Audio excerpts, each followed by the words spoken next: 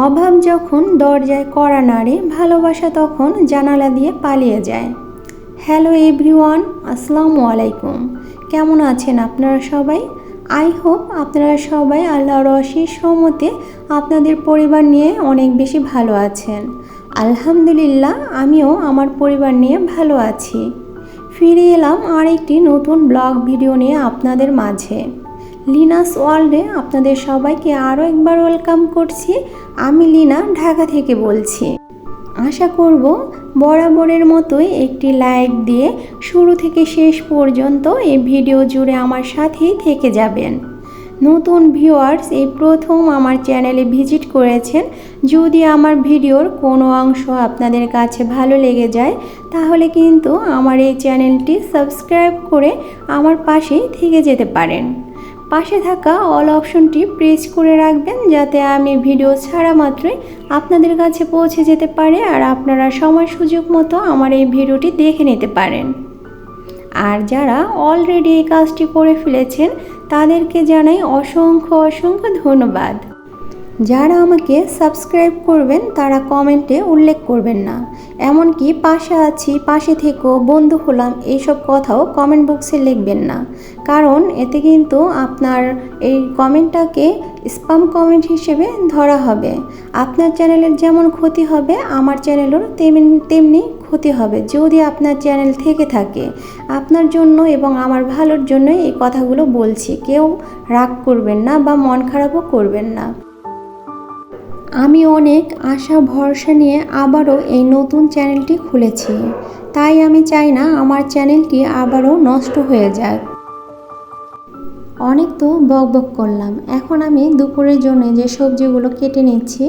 আর ওইদিকে কিন্তু আমি রুই মাছটা ভিজিয়ে রেখেছি বরফ ছাড়ার জন্য।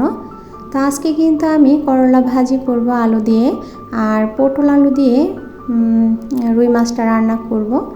এই যে কাটা বাছা শেষ করে এখন আমি পরিষ্কার করে নিয়েছি। আর ওই ফাঁকে কিন্তু আপনাদের ভাইয়া এই যে পুঁই শাকটা নিয়ে এসেছিল, তো পুঁই শাকটা কিন্তু চাইলেই আজকে আমরা রান্না করে খেয়ে নিতে পারতাম, তবে এখনকার যে পরিস্থিতি সেজন্য কিন্তু আমি পুঁই শাকটা রেখে দিয়েছি, কারণ বুঝে শুনে চলতে হবে সেই জন্য।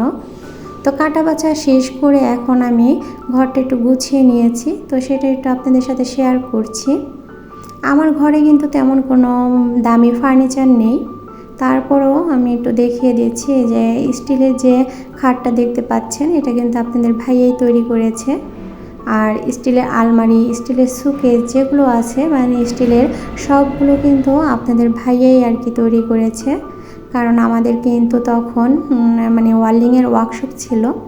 তো বর্তমানে এখন আর নেই ওয়ার্লিংয়ের ওয়ার্কশপটা, আমরা এক জায়গা থেকে আরেক জায়গায় উন্নতির জন্য চলে এসেছি। তো ভাগ্য কিন্তু এখন আমাদের সহায় হয়নি, চেষ্টা করে যাচ্ছি। এখন আমি দুপুরের রান্নায় চলে এসেছি। তো করলা ভাজিটা আমি কিভাবে করি সেটা একটু দেখাচ্ছি, আপনাদের সাথে শেয়ার করছি। অনেকেই করলা ভাজি ভাজা ভাজা করে খায়, তবে আমি ভাজা ভাজা পছন্দ করি না, আমি একটু ভেজা টাইপের হলে বেশি পছন্দ করি। এখানে কিন্তু প্যানটা গরম হয়ে গেলে তেলটা দিয়ে দিয়েছি, এবং তেলটা গরম হয়ে গেলে পেঁয়াজটা দিয়ে দিয়েছি। পেঁয়াজটা আমি বেশি ভাজবো না, নরম হওয়া পর্যন্তই। সাথে দিয়ে দিয়েছি আদা রসুন বাটা, এটাও আমি হালকা ভেজে নিব। এখন আমি করলা ভাজিটা দিয়ে দিয়েছি। আমি করলা ভাজিতে আসলে আদা রসুন বাটাটা খাই, আমার কাছে ভালো লাগে। তো দিয়ে দিয়েছি পেঁয়াজ কেটে, কাঁচামরিচ কেটে, সাথে দিয়ে দিলাম হলুদের গুঁড়ো এবং লবণ পরিমাণ মতো দিয়ে দিয়েছি। এখন একটু নেড়ে চেড়ে তারপরে আমি ঢেকে দিব যাতে এটা সিদ্ধ হয়। তবে করলাটা নাকি বেশি নাড়াচাড়া দিতে নেই, তাহলে নাকি তেতো হয়ে যায়, এটা আমি মুরব্বিদের কাছ থেকে শুনেছি, আসলে আমি জানি না।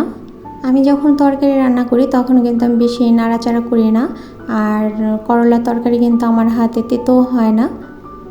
তো আপনারা দেখেই বুঝতে পেরেছেন যে আমি কীরকম টাইপের করলা ভাজি খাই। একদম ভাজা ভাজা আমি করলা ভাজি পছন্দ করি না।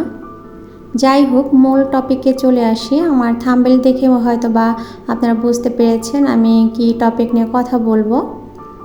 অভাব যখন দরজায় কড়া নাড়ে, ভালোবাসা তখন জানালা দিয়ে পালিয়ে যায়, এই প্রচলিত কথাটা আসলে কতটুকু যুক্তিযুক্ত, সবার ক্ষেত্রে এক কিনা সেটাই একটু আপনাদের সাথে শেয়ার করছি। আমি মনে করি এটা সবার সাথে যায় না, যেমনটা আমার সাথে একদমই যায় না। কারণ আমার বর্তমান অবস্থা এতটাই নাজুক যে বলার বাহিরে। তারপরও কিন্তু আমি এবং আপনাদের ভাইয়া একসাথে এখনও পর্যন্ত আছি। আমাদের ঘরে অভাব থাকতে পারে, কিন্তু কোনো রকম ভালোবাসার কমতি নেই। আমরা একটা সময় খুব ভালো পরিস্থিতিতে ছিলাম, তো সেখান থেকে যে এরকমভাবে আমাদের পরিস্থিতি চেঞ্জ হবে সেটা কিন্তু আমরাও বুঝতে পারিনি। তো তখন যদি ভালোবাসা থাকতে পারে, মানে সুখের সময় যদি ভালোবাসা থাকে, তাহলে দুঃখের সময় কেন নয়। আমরা এখনও অনেক সার্ভাই করে যাচ্ছি, যেহেতু আমরা এক জায়গা থেকে আরেক জায়গায় স্থানান্তর করেছি একটু ভালো থাকার জন্য। তো আমি আমার জায়গা থেকে চেষ্টা করছি আপনাদের ভাইয়াকে ভালো রাখার, আর আপনাদের ভাইয়া তার জায়গা থেকে চেষ্টা করছে আমাকে ভালো রাখার। তো সে তো তার চেষ্টা চালিয়ে যাচ্ছে, আমিও আমার চেষ্টা চালিয়ে যাচ্ছি। দুজনেই কিন্তু একসাথে হাতে হাত রেখে সামনের দিকে আরও এগিয়ে যাওয়ার চেষ্টা করছি। তো এখানে কিন্তু ভালোবাসার কোনো রকম কমতি নেই। আমি এই কথাটার সাথে একমত হতেই পারলাম না। সবার ক্ষেত্রে আমার মনে হয় না এমনটা হয়। তো যাই হোক, এখানে কিন্তু আমি রুই মাছ দিয়ে পটল আলু দিয়ে রান্না করে ফেলেছি। এখন ভাজা জিরা গুঁড়ো দিয়ে তারপর এখন নামিয়ে ফেলবো। তো এই পর্যন্ত যারা আমার এই ভিডিওটি দেখেছেন তাদেরকে জানাই অসংখ্য অসংখ্য ধন্যবাদ। আসসালামু আলাইকুম।